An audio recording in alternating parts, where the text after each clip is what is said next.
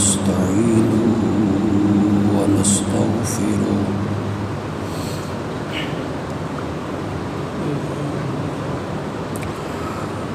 ونعوذ بالله من شرور أنفسنا ومن سيئات أعمالنا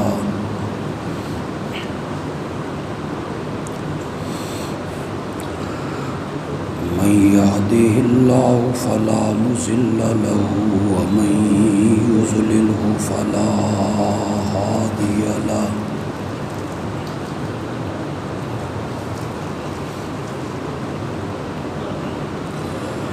وأشهد أن لا إله إلا الله وحده لا شريك له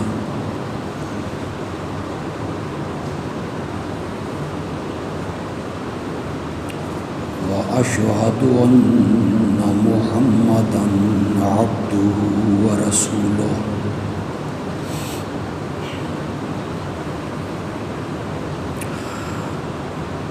أما بعد فأعوذ بالله من الشيطان الرجيم بسم الله الرحمن الرحيم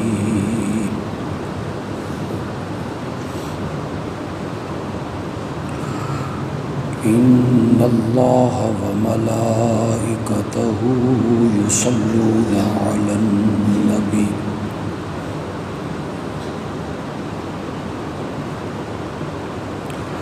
يا أيها الذين آمنوا صلوا عليه وسلموا تسليما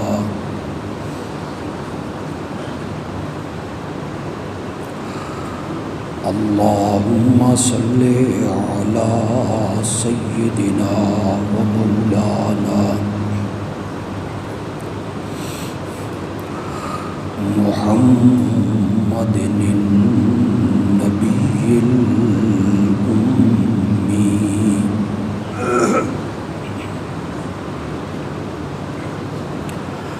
وعلى آل سيدنا ومولانا محمد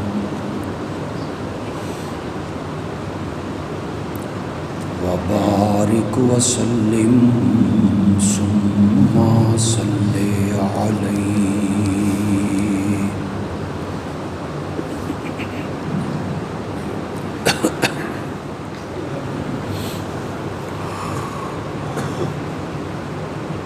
گزشتہ دو خطبوں میں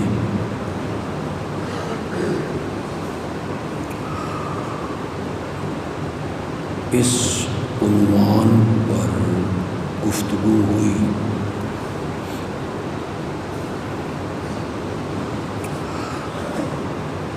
کہ والدین کی ذمہ داریوں میں سے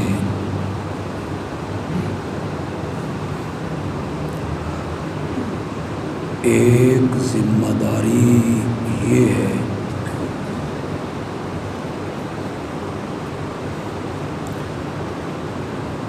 کہ وہ اولاد کی صحیح نہج پر تعلیم و تربیت کریں،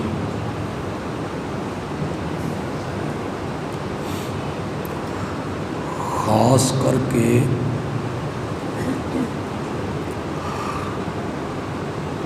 جو بیٹیاں ہیں، لڑکیاں ہیں،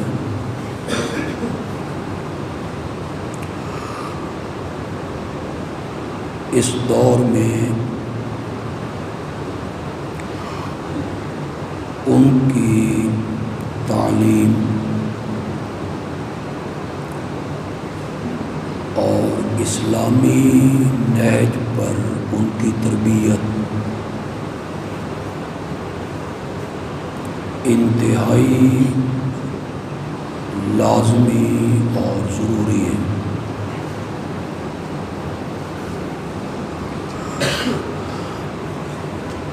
مغربی تہذیب نے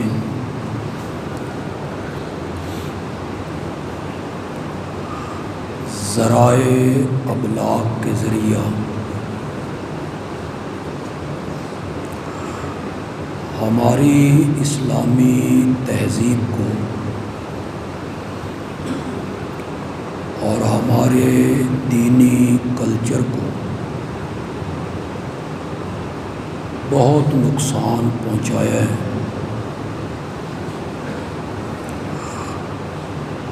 اور یہ سلسلہ اگر اسی طرح جاری رہا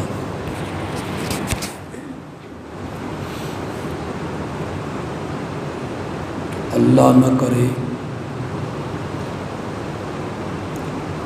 ایک وقت ایسا آئے گا کہ آپ اپنی اولاد کو برائی، فحاشی،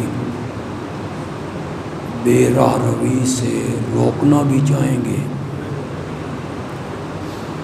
تو شاید آپ اسے روک بھی نہ سکیں۔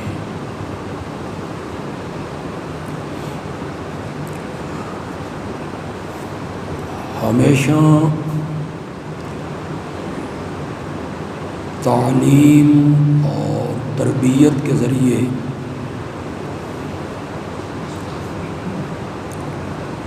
معاشرے کو بنایا بھی جا سکتا ہے اور معاشرے کو بگاڑا بھی جا سکتا ہے۔ میں نے شاید اس سے پہلے عرض کیا ہے کہ روس جب افغانستان میں داخل ہوا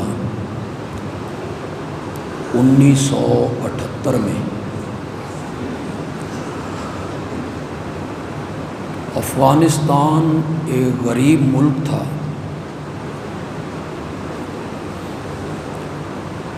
کالج، یونیورسٹیاں،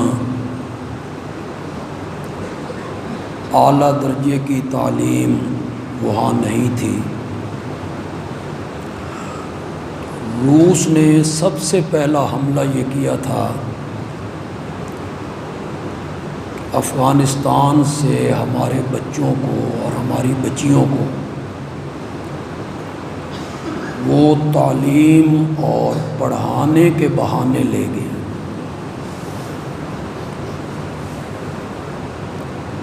خرچ بھی ہم دیں گے، کتابیں بھی ہم دیں گے، تمہارا کچھ خرچ نہیں ہوگا، بس تم اپنا بیٹا یا بیٹی ہمارے حوالے کر دو۔ لوگوں نے تعلیم کے لالچ میں اپنے بیٹے اور بیٹیاں ان کے حوالے کر دی۔ انہوں نے ان کی ذہن سازی کی۔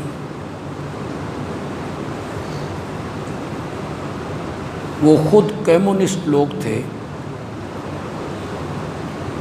اللہ کے تو وہ قائل بھی نہیں تھے۔ سن 1917 میں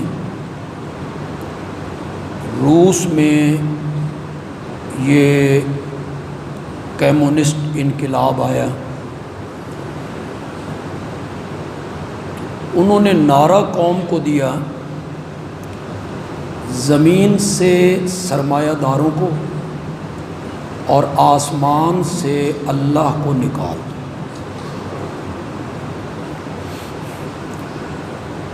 وہ نظام ناکام ہو گیا، چین میں بھی ناکام ہو گیا، روس میں بھی ناکام ہو گیا۔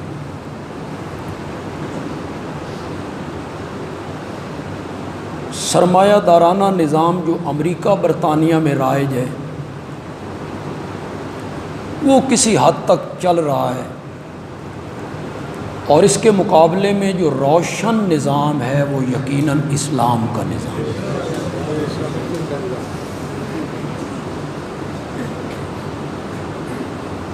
کمیونزم میں دولت کا کوئی مالک نہیں ہوتا. آپ 8 گھنٹے کام کریں اور روٹی کھائیں. سب چیزیں سرکار کی تحویل میں ہوتی ہیں، ملیں بھی، فیکٹریاں بھی، دکانیں بھی. کوئی مالک نہیں ہوتا. سرمایہ دارانہ نظام میں جو کمایا وہ اس کا مالک ہے. اسلام نے ان دونوں کے درمیان ایک نظام دیے کہ جو کمایا وہ یقیناً مالک کی ملک میں ہے، لیکن اس میں غریبوں کا حق بھی ہے. یہ اسلام نے نظام. وفی اموالہم حق للسائل والمحروم ومما رزقناہم ينفقون یا ایھا الذین آمنوا انفقوا، خرچ کرو اللہ کی راہ میں، برادری پر، غریبوں پر، یتیموں پر، مسکینوں پر. اسلام نے زکوٰۃ کا نظام دیا اور یہ بہت خوبصورت نظام. ساری دولت تیری ہے، سال کے بعد اس میں سے 40واں حصہ میرے نام پر نکال کر غریبوں میں تقسیم. 40واں حصہ عشر کا نظام دیا. اگر زمین بارانی نہیں ہے تو 20واں حصہ جس میں اپنا خرچ ہوتا ہے، ٹیوب ویل بندے لگاتے ہیں، خرچ کرتے ہیں، اس میں 20واں حصہ رکھ. 100 میں سے 5 بوریاں. اور جو بارانی ہے جس پہ خرچ کچھ نہیں ہوتا اس میں سے 100 میں سے 10 بوریاں. آپ یقین مانیں یہ اتنا خوبصورت نظام ہے، اور یقیناً خوبصورت ہونا چاہیے کہ عرش والے نے بنائے. وہ بہتر جانتا ہے، عالم الغیب ہے نا، علیم بذات الصدور ہے. اگر ذمہ دار لوگ جو زمینوں کے مالک ہیں یہ صحیح عشر نکال دیں مل کے، تو صرف اس گاؤں میں نہیں، اس کے ارد گرد 3-4 گاؤں میں کوئی گھرانہ بھوکا نہ سو. یہی زکوٰۃ کا نظام ہے. اگر لوگ صحیح زکوٰۃ نکالیں تو کچھ مدت کے بعد شاید زکوٰۃ لینے والا بھی نظر نہ آئے. اگر صحیح نکال، یہ نہیں ہے 10,000 نکال دو، 20,000 نکال دو، 30,000 نکال دو، 15,000 نکال دو. نہیں، جب حساب کرتے ہو تو پورا حساب کرتے ہو نا. آنے آتے پیسیاں دا بھی جب نکالنا ہے اس میں سے حصہ بھی وہ بھی من کے نکالو نا. کتنی رقم ہے، گھر میں کتنا زیور ہے، دکان میں کتنی مالیت ہے، تجارت کی جو چیزیں پڑی ہیں کتنی مالیت کی ہیں. میں نے نفع کے لیے، تجارت کے لیے جو پلاٹ، مکان، دکانیں لے رکھی ہیں ان کی اس وقت مالیت کیا ہے، کتنا میں نے لوگوں سے قرضہ لینا ہے، پھر کتنا قرضہ دینا ہے، وہ اس میں سے نکال دو. مل کے اگر لوگ زکوٰۃ نکالیں تو شاید سرگودا میں کوئی بندہ بھوکا نہ سو. پورے شہر اگر تاجر، سرمایہ دار لوگ، مال والے لوگ زکوٰۃ نکال، یہ ایک بڑا خوبصورت نظام اسلام نے دیا. اسلام کہتا ہے مال تیرا ہے. سن 1970 میں 69-70 میں وہ جو الیکشن ہوا تھا یحییٰ خان کا اور بھٹو صاحب آ گئے تھے، تو بھٹو صاحب نے بھی یہی نعرہ دیا تھا، چین اور روس سے متاثر ہو کر روٹی، کپڑا اور انہوں نے بھی یہی نعرہ دیا. اور اسی نعرے کی وجہ سے انہوں نے قوم کو اپنے پیچھے لگایا. غریبوں نے کہا، اس نے کہا یہ کون ہوتے ہیں ملوں والے، فیکٹریوں والے، زمینوں والے، یہ ساری زمینیں میں تم میں بانٹ دوں گا. پھر جب وہ تشریف لائے تو پھر چینی ڈپوؤں پہ ملتی تھی. پتہ نہیں آپ میں سے کسی کو یاد ہے چینی کہاں ملتی تھی؟ ڈپو. فی بندہ ہفتے کے بعد پائیا یا آدھ کلو. پھر لوگوں نے وہ جو کارڈ بنے ہوئے تھے کہ میرے اتنے بچے ہیں، میری اتنی بچیاں ہیں، لوگوں نے بوگس کارڈ بنائے، اپنے 12 بچے لکھ لائے فرضی. پھر وہ چیکنگ والے آتے تھے، چیکنگ والے لے کے وہ کارڈ اس بندے کو کہتے تھے ہاں تیرے 12 بچے نے، کہ ہاں، کہ نا 10. اب اس کو 12 کا تو اپنوں کا تو نام اسے آتا تھا، وہ 5 تھے یا 6 تھے یا 4 تھے، وہ جو بوگس تھے اس کا نام اسے کس طرح یاد رہ سکتا تھا. تو ڈپوؤں پہ چینی ملنے لگی، آٹا ملنے لگا. آپ یقین نہیں کریں گے، یہ بھینسوں کا جو کھل بنولا ہوتا ہے یہ بھی ڈپوؤں پہ ملنے لگا. میں نے کچہری بازار میں خود بھینسوں کا ایک جلوس دیکھا. لوگوں نے بھینسیں آگے لگا رکھی تھی، ان کے سینگوں میں کتبے ٹانگ رکھے تھے، ہمیں کھل بنولا چاہیے. اے لبیا لوگوں روٹی کپڑا اے جنہیں ہوں ریاست مدینہ لب گئی. یہ ریاست مدینہ ہی ہے نا کہ 6 سال کی بچیوں کی عزتیں لوٹی جاتی ہیں اور ٹس سے مس کو نہیں ہوتا. ریاست مدینہ ایسی ہی ہوتی ہے نا کہ چھوٹے بچوں کی عزتیں لوٹی جائیں، بچیوں کی عزتیں لوٹی جائیں، اغوا ہو جائیں. آپ کو مجھے احساس نہیں ہوگا، یہ فیس بک پہ پڑھتے رہتے ہو، بچے کی تصویر بھی آتی ہے، پھر وہ اس کا والد کہتا ہے یہ میرا 11 سال کا بچہ ہے، 3 دن سے نہیں مل رہا ہے، پتہ نہیں کہاں ہے. نہ آپ کو احساس ہوگا نہ مجھے احساس ہوگا. احساس تو اس کی ماں کو ہوگا، باپ کو ہوگا، رشتہ داروں کو ہوگا. بچے اغوا ہوتے، کوئی پوچھنے والا نہیں. ریاست مدینہ ایسی نہیں ہوتی. ریاست مدینہ یہ ہے کہ دجلہ کی پل پر، یہ میں جو روایت پیش کر رہا ہوں یہ عام خطیب پیش نہیں کرتے، وہ فرات کے کنارے پر والی پیش کرتے ہیں. کتا بھی بھوک سے مر جائے، اللہ اکبر، قیامت کے دن عمر سے پوچھا جائے. کتنا یار ترس آتا ہے جب ہم فیس بک پہ یہ خبریں پڑھتے ہیں کہ بچوں نے عید کے لیے کپڑے مانگے اور اس باپ کے پاس کپڑے لے دینے کی ہمت نہیں تھی اور وہ برداشت بھی نہیں کر سکتا تھا اپنے بچوں کی حالت، تو وہ انہیں دریا پہ لے گیا، خود بھی چھلانگ لگا دی، بچوں کو بھی دھکا دی، اور وہاں کتا مرے. تو یہ ہے ریاست مدینہ. دجلہ کی پل پر اگر کوئی گڑھا پڑ جائے، اگر کوئی گڑھا پڑ جائے، پوری سڑک نہ اکھڑ جائے. یہ ہمارے سامنے حال دیکھ رہے ہو.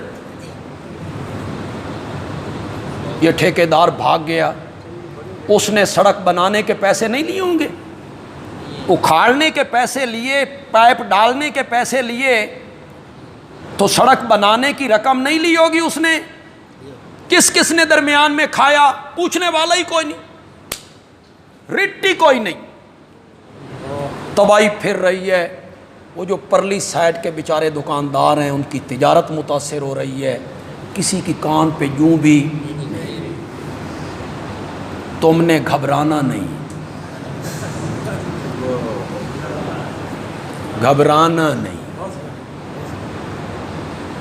ہم بدل رہے ہیں، بدلا جائے گا، عنقریب بدلا جائے گا. دجلہ کی پل پر اگر کوئی گڑھا پڑ جائے اور کسی بکری کا پاؤں اس گڑھے میں آ کے ٹوٹ جائے تو کل قیامت کے دن عمر سے پوچھا جائے گا.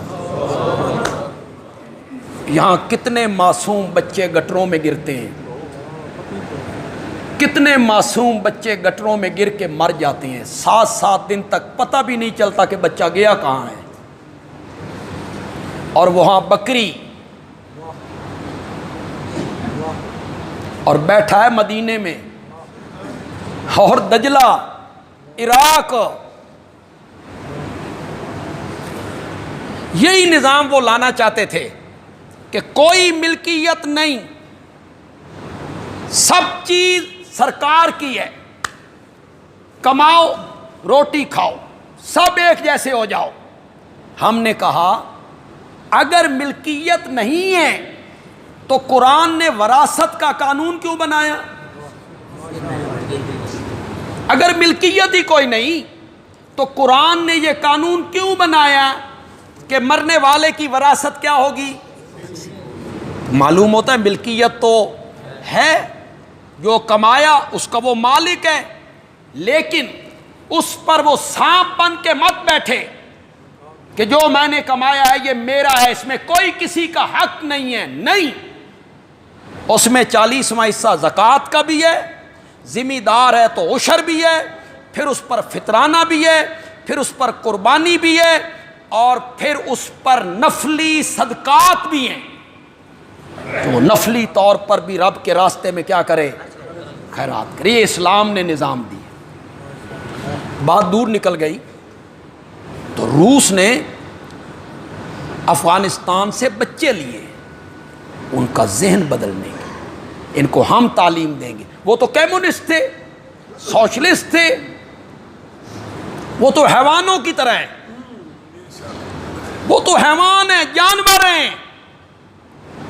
آپ جائیں برطانیہ میں اور یہ مغربی تہذیب میں جا کے دیکھیں، وہ جو لڑکیاں اور لڑکے اکٹھے پارکوں میں پھرتے ہیں اور ننگے پھرتے ہیں، انسانوں کا کام ہے؟ جانور ہیں یہ تو، بے حیا لوگ ہیں، انہیں شرم نہیں، حیا نہیں۔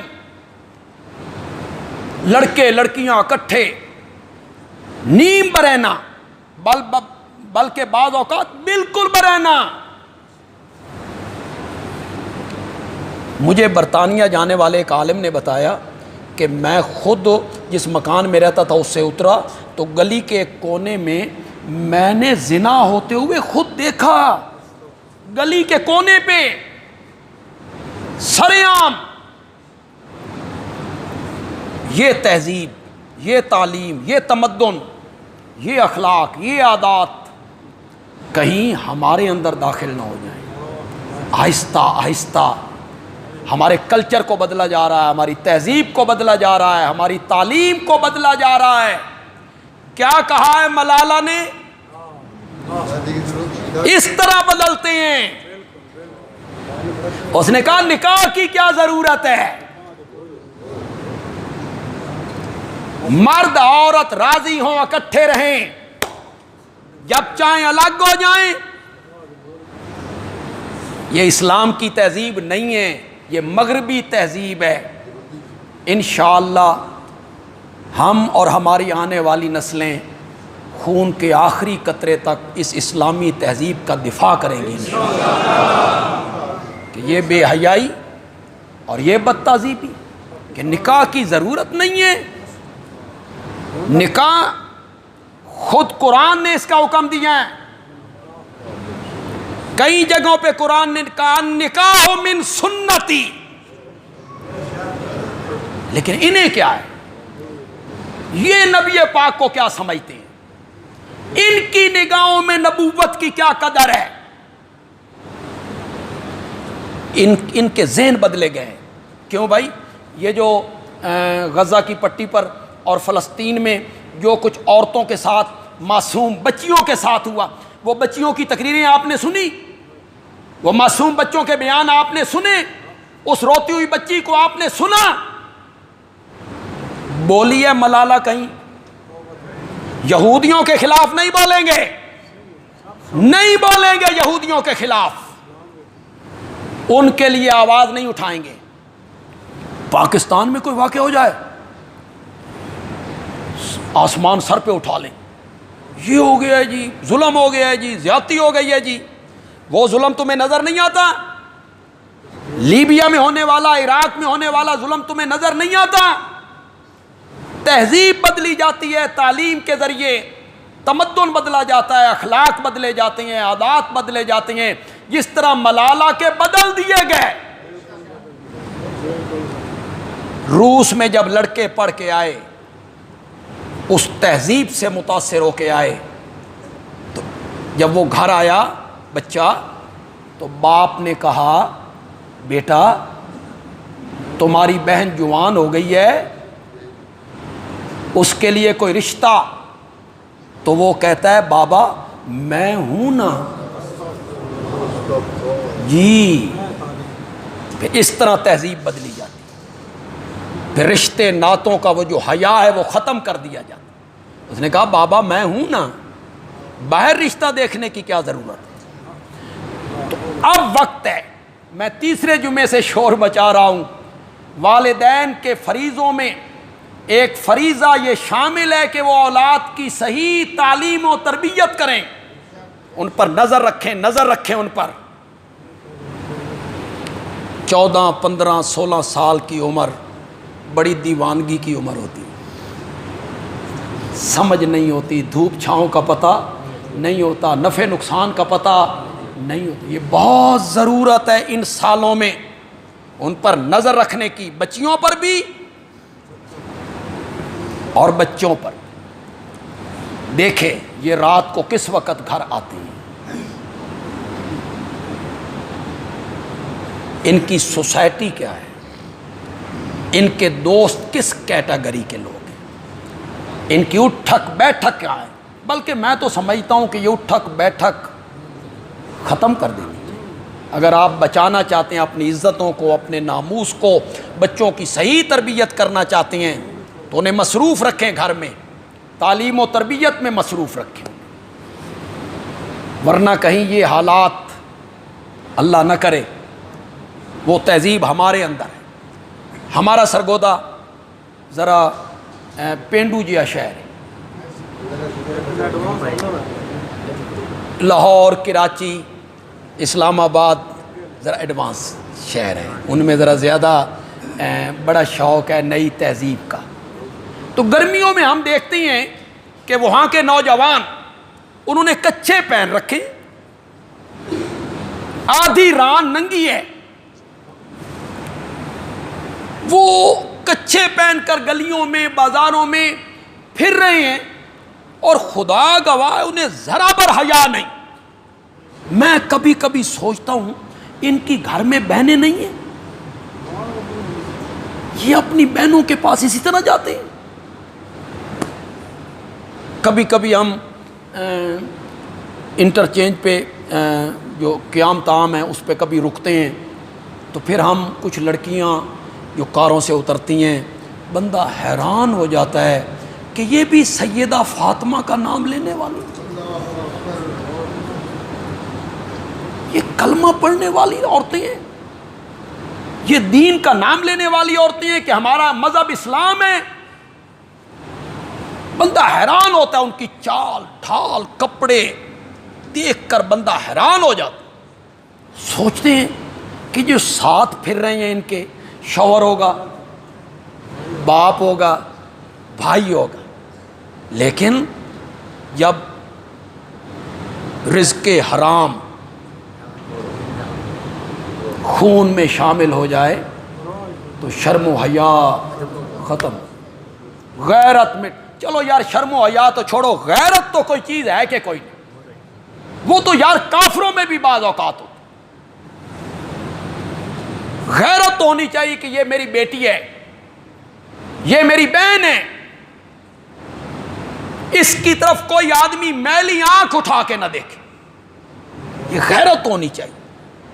لیکن بہن بھی بازار جا رہی ہے، اس کے بازو ننگے ہیں، اس کے سر پہ چادر نہیں ہے، دوپٹہ بھی نہیں ہے، گلے میں بھی نہیں ہے، بھائی دیکھ رہے ہیں کہ ہماری بہن بازار جا رہی ہیں، اسے خدا کے لیے روکیے، اس تہذیب کو قابو کیجئے اور اپنی اولاد کی بہنوں کی تربیت کیجئے اسلامی نہج کے مطابق۔ ایک عورت آئی، وہ پردے میں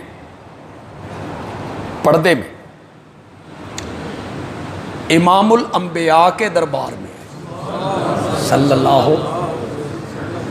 ہمارے ہاں تو بکواس کر دیا جاتا ہے نا، پردہ دل کا ہوتا ہے، وہ میرے آقا کے دربار میں، اس کو اطلاع پہنچی کہ تیرا بیٹا شہید ہو گیا، وہ اس کی تصدیق کرنے کے لیے آئی۔ جب اسے پتہ چلا کہ بیٹا واقعی شہید ہو گیا ہے تو کہتی ہے یا رسول اللہ اگر میرا بیٹا جنت میں ہے پھر تو مجھے حوصلہ بھی آ جائے گا، صبر بھی آ جائے گا، اور اگر وہ جنت میں نہیں ہے تو پھر میں دیکھوں کہ کیا کرتی ہوں۔ آپ نے فرمایا بی بی تم کیا سمجھتی ہو کہ جنت کسی ایک جگہ کا نام ہے؟ نہیں، تیرا بیٹا تو جنت الفردوس میں ہے۔ وہ واپس مڑی تو کسی صحابی کی زبان سے نکلا بیٹا شہید ہو گیا ہے، جوان بیٹا کھو دیا ہے، اس میں بھی پردے کا ہوش ہے، چہرے پہ نقاب ہے۔ تو وہ بی بی دل ملا کے کہتی ہے بیٹا کھویا ہے، حیا نہیں کھویا، بیٹا کھویا ہے، حیا نہیں کھویا۔ اور عورت، یار عورت کا معنی کیا ہے؟ مستورات، مستورات، ستر، ستر، خدا کے لیے بولو تو صحیح، ستر، ستر کس کو کہتے ہیں؟ پردہ، مستورات، پردے میں رہنے والیاں۔ تم تو ہو گئی ہو مکشوفات، پردے تم نے اتار دیے۔ تمہیں عورتیں کون کہے؟ تمہیں کہیں کہ یہ عورتیں ہیں؟ عورت وہ ہوتی ہے جو پردے میں ہو۔ حضرت موسیٰ علیہ السلام ان بچیوں کو پانی نکال کے دیتے ہیں، وہ بچیاں گھر پہنچیں، آ گیا ذہن میں کہ کوئی نہیں؟ اب سارا واقعہ میں کیا کیا بیان کروں۔ بابا نے کہا بیٹیو آج جلدی آ گئی ہو۔ انہوں نے کہا بابا پہلے تو ہم سب سے آخر میں بچہ کھچا پانی پلاتی تھیں اپنے جانوروں کو، آج ایک جوان آیا ہے، اس نے سب کو پیچھے ہٹایا، ڈول نکالا، ہمیں کہا پانی پلاؤ۔ حضرت شعیب تھے، کہنے لگے اس کو بلا کے لاؤ، میں اس کی مزدوری چکا دے ہوں۔ کیا بات ہے جی، مزہ ہی آ گیا، میں اس کی مزدوری چکاؤں۔ یہ لڑکی حضرت موسیٰ علیہ السلام کو لینے کے لیے اس کنویں کے پاس پہنچی۔ حضرت موسیٰ ڈول نکال کے پانی پلا کے ایک درخت کے سائے کے نیچے جا کے بیٹھ کے کہتے ہیں ربے انی لما انزلت الی من خیر فقیر۔ ذرا فقیرن کا لفظ تو بولو یار، کون کہہ رہا ہے؟ ابھی نبی بنا تو نہیں، لیکن کچھ سالوں کے بعد اس کے سر پہ صرف نبوت کا تاج نہیں آنا، صاحب کتاب اور صاحب شریعت نبی بننا ہے، تورات ملنی ہے اسے، اور رب نے، اللہ اکبر، رب نے اس سے بلا واسطہ جبریل گفتگو بھی کرنی ہے۔ کتنا مقام ہوگا؟ وہ کیا کہتے ہیں؟ ہاں نبی کا داماد بھی ہے، وہ کیا کہتے ہیں؟ مولا میں داتا ہوں، بولو تو صحیح یار ذرا، مولا میں داتا ہوں۔ تم نے کہانیاں بنائی ہیں، چھپر پھاڑ کے دیتے ہیں، جھولیاں بھرتے ہیں، انہوں نے انہیں پڑھا رکھا ہے چھو کر دیاں تے اڑا کے رکھ دینے ہیں۔ واہ تواڈی چھو اتنا اثر۔ یہاں اللہ کا بننے والا پیغمبر کہتا ہے مولا اس وقت تو جو کچھ بھی مجھے عطا کر دینا، فقیرن، میں کیا ہوں؟ میں تو مانگت ہوں، فقیر ہوں، فقیر۔ انہوں نے کیا دینا ہے؟ انہیں مرید دیتے ہیں۔ کیوں بھائی؟ یہ نذرانے کون دیتا ہے؟ کپڑے مرید، گڈیاں مرید، کھانے کا سامان مرید، مشکل کشا کون ہویا؟ پہلے فیصلہ کرو مشکل کشا ہے کون؟ ان پیروں کی مشکلیں حل کرنے والا کون ہے؟ تو مشکل کشا تو مرید۔ جب ہم پیروں کی بات کرتے ہیں نا، نیک پیروں کی ہم بات نہیں کرتے، جو ولی اللہ ہوتے ہیں، اللہ کے نیک بندے، نہ وہ دربار بناتے ہیں، نہ خانقاہیں بناتے ہیں، نہ مریدوں کو پیچھے لگاتے ہیں، نہ وہ کوئی سالانہ اجتماع کرتے ہیں، نہیں، نہ وہ مریدوں کی جیب پر نظر رکھتے ہیں۔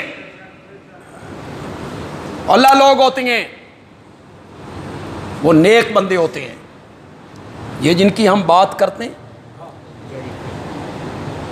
یہ دن میں مرید کی دولت اور رات میں عورت،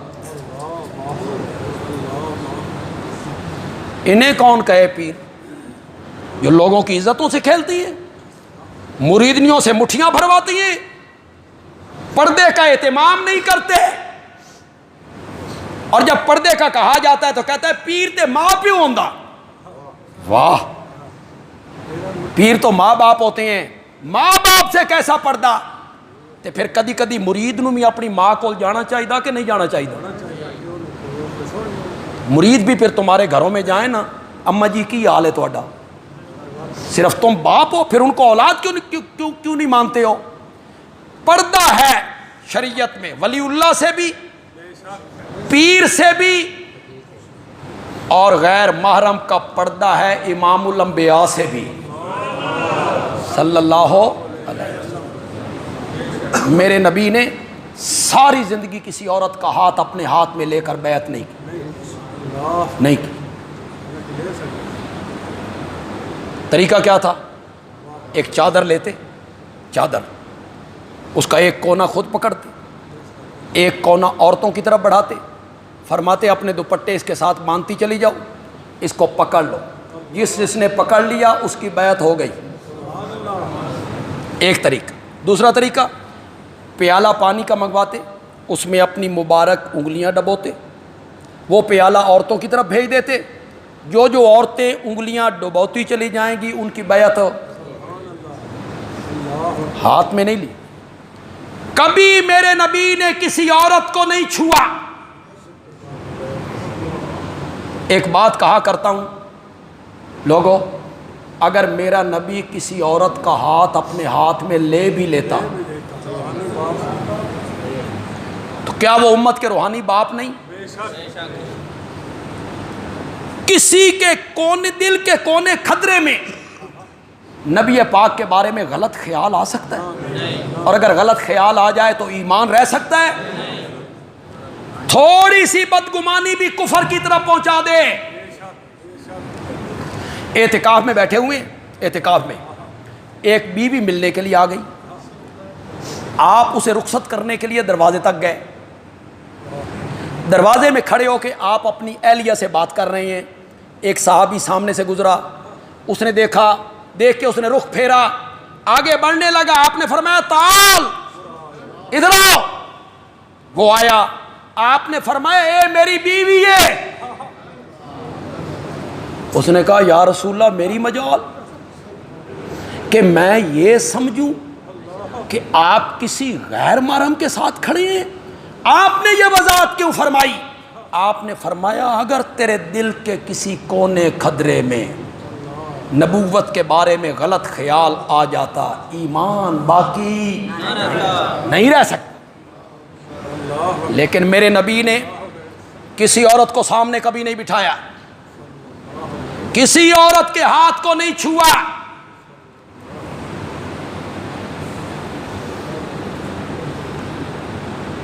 تو حضرت موسیٰ علیہ السلام کیا کہتے ہیں؟ مولا جو کچھ بھی تو بھیج دے نا، انی فقیر، میں کیا ہوں؟ فقیر ہوں، محتاج ہوں۔ یہ بیٹھے ہیں، بس ادھر انہوں نے یہ دعا کی، عرش کا سینہ چیر کے دعا چلی گئی رب کے پاس۔ حضرت شعیب علیہ السلام نے اپنی بیٹی سے کہا جاؤ اسے بلا کے لے آؤ۔ قرآن نے سورت قصص میں اس عورت کے آنے کا نقشہ کھینچا. بس میں لفظ پڑھوں گا عربی میں، لیکن اس میں اردو کا لفظ شامل ہوگا. اردو میں بھی وہی استعمال ہوتا ہے، آپ فوراً سمجھ جائیں گے قرآن کیا کہتا ہے. قرآن نے اس کے آنے کے انداز کو ذکر کیا. قرآن کہتا ہے اذ تمشی الاستحیاء، الاستحیاء.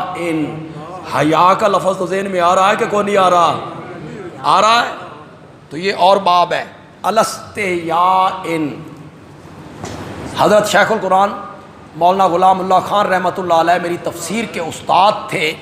وہ مانا کرتے تھے اس طرح چلتی ہوئی آ رہی تھی جس طرح اس کے قدموں میں کسی نے حیا کے گھنگرو ڈال دیے ہوں.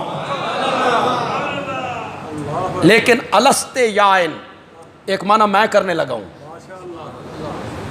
ایک معنی میں کرنے لگا ہوں. اتنے شرم و حیا سے چل کے آ رہی ہے، یوں لگتا تھا کسی نے اس کے قدموں کے نیچے حیا کی سڑک بچھا دی ہو. اس تمشی الاستحیاء، یہ ہے عورت کی چال، اس کو کہتے ہیں عورت کی چال. اس تمشی الاستحیاء، وہ ایسے چلے لگے اس کے قدموں کے نیچے کسی نے حیا کی سڑک بچھا دی. ہماری مائیں بہنیں حضرت فاطمہ کا نام بڑا لیتی ہیں، حضرت عائشہ کا نام، سیدہ فاطمہ کا نام. تو سیدہ فاطمہ کا حیا بھی اپناؤ نا، ان کی شرم حیا وہ بھی تو اپناؤ نا. آپ کو پتہ ہے کہ حضرت فاطمہ رضی اللہ تعالی عنہا جب بیمار ہوئی نبی پاک کے انتقال کے صرف 6 مہینے بعد، تو ان کی تیمارداری کرنے والی جو خاتون تھیں وہ حضرت سیدنا صدیق اکبر کی اہلیہ تھیں، اسماء. کیا نام تھا ان کا؟ ایک حضرت ابوبکر کی بیٹی ہیں، ان کا نام بھی اسماء ہے. یہ اہلیہ ہیں، ان کا نام بھی اسماء. یہ حضرت عائشہ کی والدہ نہیں ہے، حضرت عائشہ کی والدہ ہیں ام رومان، ان کا نام ہے ام رومان. ام رومان کے بارے میں میرے آقا نے فرمایا تھا اگر کسی نے جنت کی حور دیکھنی ہو تو عائشہ کی ماں کو دیکھے. تو لوگ اس کا معنی کرتے ہیں حسن و جمال میں، عام لوگوں نے یہی معنی کیا ہے، حسن، جمال، خوبصورتی. نبی پاک نے جنت کی حور کے ساتھ خوبصورتی اور حسن میں تشبیہ دی. میرے نبی کی ساس ہیں، میں کہتا ہوں نہیں، نبوت کی نظر اتنی کمزور نظر نہیں ہوتی. یہ ام رومان کو جنت کی حوروں کے ساتھ جو تشبیہ دی، یہ عفت و پاک دامنی اور حیا میں تشبیہ دی ہے. جس طرح جنت کی حوریں با حیا اور عفت مآب ہوتی ہیں، عائشہ کی ماں بھی ایسے ہی ہے. تو حضرت فاطمہ کی تیمارداری کرنے والی جو خاتون ہیں وہ خلیفہ وقت کی اہلیہ ہیں، خاتون اول، اور حقیقی معنی میں وہ خاتون اول ہے کہ خلیفہ بلا فصل وہ سیدنا صدیق اکبر ہیں، وہ ان کی اہلیہ ہیں. انہی کے بطن سے حضرت سیدنا صدیق اکبر کا ایک بیٹا پیدا ہوا جس کا نام انہوں نے محمد رکھا. کیا رکھا؟ محمد. بعد میں تاریخ میں وہ بڑا مشہور ہوا. حضرت عثمان کے دور میں اس کا کردار کچھ سامنے آیا تو لوگ کہتے ہیں یہ سیدنا صدیق اکبر کا بیٹا ہے. انہیں اتنا پتہ نہیں ہے پاگلوں کو کہ حضرت سیدنا صدیق اکبر کی وفات کے بعد حضرت اسماء جو حضرت ابوبکر کی اہلیہ تھیں، انہوں نے حضرت علی سے شادی کی تھی. جی، حضرت اسماء نے پھر شادی کس سے کی؟ حضرت علی سے. اور یہ محمد کس کی گود میں پلا؟ حضرت ابوبکر کے انتقال کے وقت تو اس کی عمر 1.5 سال تھی، 1.5 سال کا بچہ تھا. پرورش اس کی حضرت علی کی گود میں ہوئی ہے. تو حضرت اسماء تیمارداری کرنے والی ہیں، تو قریب بیٹھی ہوئی ہیں، تو حضرت فاطمہ رونے لگ گئیں، مغموم ہو گئیں. پوچھا کیا بات ہے بی بی؟ تو وہ فرمانے لگیں کہ میرا جب جنازہ اٹھے گا تو جنازے پہ جو کپڑا میرے جسم پہ ڈالا جائے گا، میں نہیں چاہتی کہ میرے کفن پہ بھی کسی غیر محرم کی نظر پڑ جائے. اللہ اکبر، اللہ اکبر. تو میں پریشان ہوں. حضرت اسماء کہنے لگی اس میں پریشان ہونے کی کیا ضرورت ہے، میں نے حبشے میں ایک طریقہ دیکھا ہے، وہ عورتوں کا جنازہ جب اٹھاتی ہیں نا حبشے کے لوگ، تو وہ مجھے پسند آیا ہے، آپ کے جنازے پہ بھی وہی طریقہ اپنائیں گے. کیا کہ چاروں پایوں پہ ایک ایک فٹ یا 1.5 فٹ کی لکڑیاں کھڑی کر دی جائیں گی چاروں پایوں پر، اور بڑی چادر اس کے اوپر ڈالی جائے گی، آپ کا جسم اس کے اندر ہوگا. تو روایات میں آتا ہے حضرت فاطمہ نے یہ سنا اور مسکرا پڑی، مسکرا پڑی. تو وہ حیا آپ دیکھیں، عفت دیکھیں عورت کی حیا آپ دیکھیں کہ وہ چاہتی ہیں کہ میرے بدن، میرے جسم پر روح نکلنے کے بعد بھی میرے کفن پہ کسی غیر محرم کی نظر نہیں پڑنی. اللہ ہماری مستورات کو بھی یہی حیا عطا فرمائے. اس حد تک تو نہیں پہنچ سکتی ہیں لیکن کم از کم پردے کی توفیق تو ہو. نوجوان ہیں انہیں کچھے پہن رکھے، ان کی آدھی رانگ ننگی ہے. بعض تو اتنے برے لگتے ہیں، پتہ نہیں ان کے دوست بھی انہوں نہیں سمجھاتے بھی تو ڈنگرار کی باہر نکل آئے، کھوتا جیا لگ رہے ہیں تو. تو ایک جملہ کہنے لگا ہوں، کتنے لوگ اس کو سمجھیں گے. مزہ یہ ہے کہ میں تفصیل میں نہ جاؤں اور جملہ کہوں اور آپ سمجھ جائیں، سمجھ جاؤ گے اور سمجھو گے کہ کوئی نہیں. میں نے کہا نبی پاک کے کہنے پر ٹخنے ننگے نہیں کیے اور انگریز کے کہنے پہ اپنے گھٹنے بھی ننگے کر دیے. تجھے کون کہے گا کہ تو نبی پاک کا محب ہے یا نبی پاک کے ساتھ تیرا تعلق ہے؟ ٹخنے ڈھانپنے کی بات آتی ہے تو مزاق بنانے لگ جاتا ہے. میرے نبی کے کہنے پر ٹخنے ننگے نہیں کیے اور انگریز کی نکالی میں گھٹنے تک ننگے کر لیے. تو تربیت اگر عورت کی، ہماری بچیوں کی، لڑکیوں کی اسلامی نہج پہ ہو تو کوئی بعید نہیں کہ یہ بھی دوسرے لوگوں کے لیے رہبر بن جائیں، دوسرے لوگوں کو سمجھانے والی بن جائیں، دوسرے لوگوں کے لیے بھی ہدایت کا سبب بن جائیں. اپنے شوہر کی اصلاح کرے.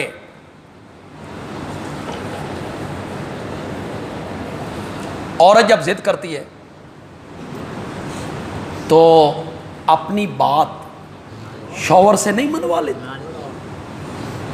خاص کر جب بچے ہو جائیں اور شوہر بھی یہ سوچنے پہ مجبور ہے بچے ہیں، چھوٹے چھوٹے بچے ہیں، یہ مطالبہ کر رہی ہے اگر اس کو فارغ کروں تو بچے کہاں جائیں گے، تو مجبوراً وہ اس کی خواہش کیا کرتا ہے، مجھے زیور چاہیے، مجھے کنگن چاہیے، مجھے انگوٹھی چاہیے، مجھے ہار چاہیے. ویسے تو اگر ایک من سونا بھی عورت نے گلے چ لٹکا دو نا تو اس نے بھی چک لے. جتنا بوجھ آپ لاتے چلے جائیں یہ سونے والا بوجھ برداشت کر، اور بھی ہو اور بھی ہو، یہ بھی ہو یہ بھی ہو. ایک عورت میرے آقا کی خدمت میں آئی تو اس کی چھوٹی سی بچی تھی، اس کے باؤں میں کنگن تھے. آپ نے فرمایا زکوٰۃ دیتی ہو؟ اس نے کہا نہیں. آپ نے فرمایا پھر پسند کرتی ہو کہ تیری باہوں میں کل قیامت کے دن آگ کے کنگن پہنا دیے.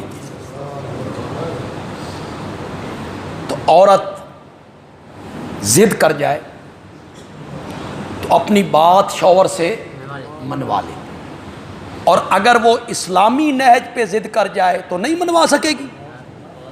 مثلا وہ کہے تو نماز نہیں پڑھنی میں روٹی پکا کے نہیں دینی، ہوں تھوڑے خلاف گل آ گئی، ہوں تو بالکل چپ کر گئے۔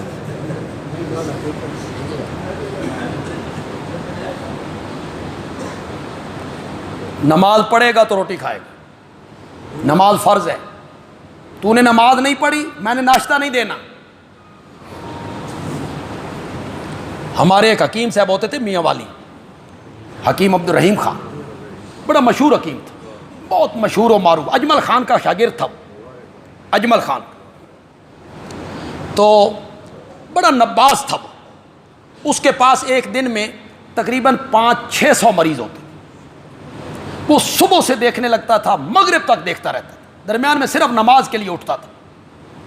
خود وہ کروڑوں پتی تھا، زمینیں جائیدادیں، میاں والی میں کئی دکانیں، وہ صرف خدمت خلق کے لیے یہ کام کرتا تھا بڑا مواحد، بڑا مواحد۔ قرآن اس کے پاس پڑھا ہوتا تھا، قرآن۔ تو اس کا طریقہ کار یہ تھا، چارپائی پہ بیٹھتا تھا، سامنے ایک لین صف بچھی ہوتی تھی، اس پر لین ہوتی تھی مریضوں کی، 600 مریض 500 مریض آ جائیں بھائی داڑھیوں والے پہلے، یہ جنہوں نے سنت رسول رکھی ہوئی ہے ان کے لیے رعایت ہے، وہ پہلے آئیں۔ تو جب وہ بیٹھ جاتے تھے سارے لوگ، عورتیں جب ان کی باری آتی تھی تو عورتیں، تو وہ کہتا تھا میں ہر ایک کی نبض دیکھوں گا، مرض بتاؤں گا، پرہیز بھی بتاؤں گا کہ پرہیز کیا کرنا، لیکن ایک پرہیز سب مریضوں کے لیے، اور وہ یہ کہ بے نماز کے ہاتھ کی پکی ہوئی روٹی نہیں کھانی۔ جو نماز نہیں پڑھتی عورت اس کے ہاتھ کی روٹی نہیں کھانی، یہ سب کے لیے پرہیز۔ یہ ہوں تھوڑے حق کے چاہیے، تو آپ بھی عورتوں کو کہیں، انہیں تلقین کریں، اور عورتیں جو، آپ عورتوں کو میری یہ بات بتائیں، آپ نے بتانی تو کوئی نہیں، اگر عورت ضد کر جائے کہ میں کھانا تب دوں گی جب تم نماز پڑھو گے، نہیں تو نہیں، تم رب دی گل نہیں مندا، میں تیری کیوں مننا، تیرا منہ سونا، اطیع اللہ و اطیع الرسول، جس رب نے خامد کی فرما برداری کرنے کا حکم دیا ہے، اسی رب نے اپنی اور اپنے رسول کی فرما برداری کا بھی حکم۔ تو رب دی اطاعت نہیں کردا، تیرا منہ سونا میں تیری اطاعت کراں۔ تسی ناراض تے نہیں ہو گئے میں عورتوں نو بغاوت تے اکسا چھڈے؟ تو رب کے رسول کی اطاعت نہیں کرتا، تو دین کی بات نہیں مانتا، میں تیری بات کیوں مانوں؟ میں تیری بات تب مانوں گی جب تو اللہ اور اللہ کے رسول کی مانے گا۔ تو عورتیں اگر صحیح ہو جائیں، ان کی اصلاح ہو جائے، دینی نہج پر ان کی تربیت ہو جائے، اسلامی تعلیم ان میں کچھ آ جائے، تو وہ نیک بنے، نمازی بنے، تو ان کی گود میں پلنے والی اولاد بھی نیک ہوگی، اور وہ شوہر کی حالت کو بھی بدل سکتی۔ بس ایک واقعہ بیان کروں گا، اگرچہ وقت تھوڑا ہے لیکن تھوڑا سا ٹچ دوں گا اس واقعہ کو۔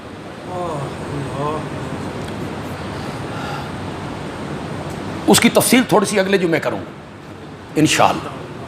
انشاءاللہ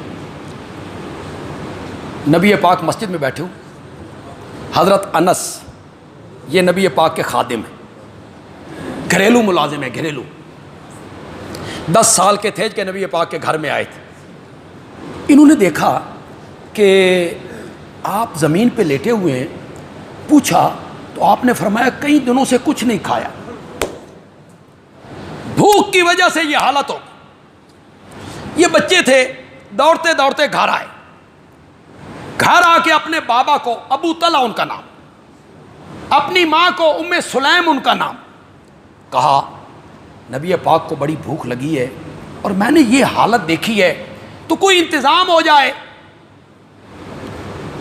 تو نبی پاک کچھ کھا لیں. تو ابو طلحہ کہنے لگے کہ یہ بکری کا بچہ ہے, اسے میں ذبح کرتا ہوں, اس کا تھوڑا سا سالن پکاتے ہیں, اور کچھ گھر میں آٹا رکھا ہوا ہے, اس کی روٹیاں بنا لیں, اور آپ کو بلائیں, 4-5 بندے تو آپ کے ساتھ بھی ہوں گے, تو بلا لیا جائے. ابو طلحہ بلانے گئے. یہ غالباً مسلم میں یا مسند احمد میں, تاریخی نہیں, حدیث کی بات. تو اس وقت آپ کے پاس 70 بندے, تقریباً 70 بندے بیٹھے ہوئے تقریباً. یا رسول اللہ کھانا تھوڑا سا تیار کیا ہے, مجھے بیٹے نے بتایا تھا کہ آپ کی حالت یہ ہے, تو تشریف لائیے, ہماری دعوت قبول کیجئے. آپ نے 70 کے 70 بندوں کو کہا اٹھو بھائی, ابو طلحہ کے گھر تمہارا کھانا ہے. وہ 70 کیا اٹھے, ابو طلحہ کے پاؤں تلے سے زمین نکل گئی. کھانا ہے 6-7 آدمیوں کا, یہ 70 بندے کیسے پورا کریں گے؟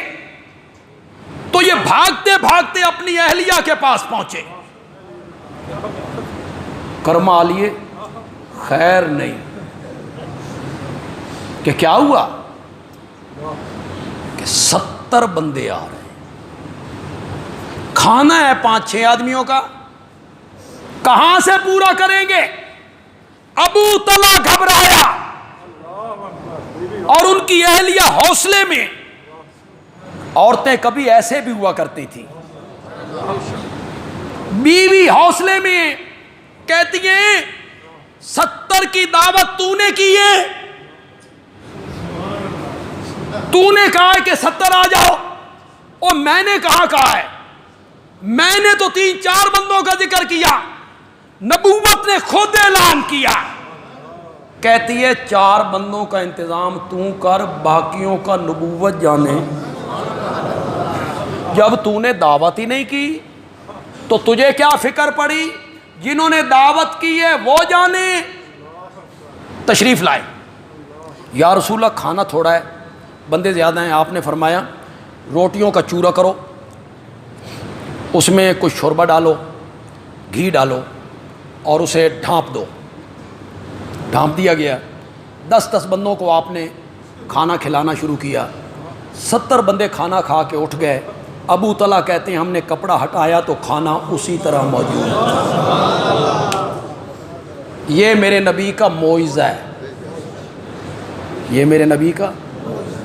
اس سے کوئی استدلال نہ کرے کہ رزق کو بڑھانا یہ نبی پاک کے قبضے میں ہے, اختیار میں ہے, جب چاہیں رزق بڑھا دیں, جس کو چاہیں روزی دے دیں.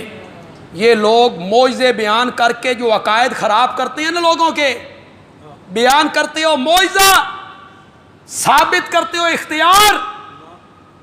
دونوں آنکھیں کھلی رکھو, صحیح اسلام کو پہچانو. میں تمہیں ذرا دوسرا رخ بھی دکھانے لگا ہوں, پھر فیصلہ کرنا.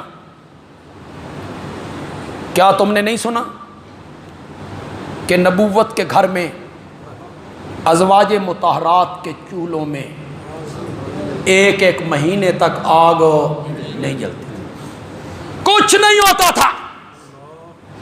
چند کھجوریں,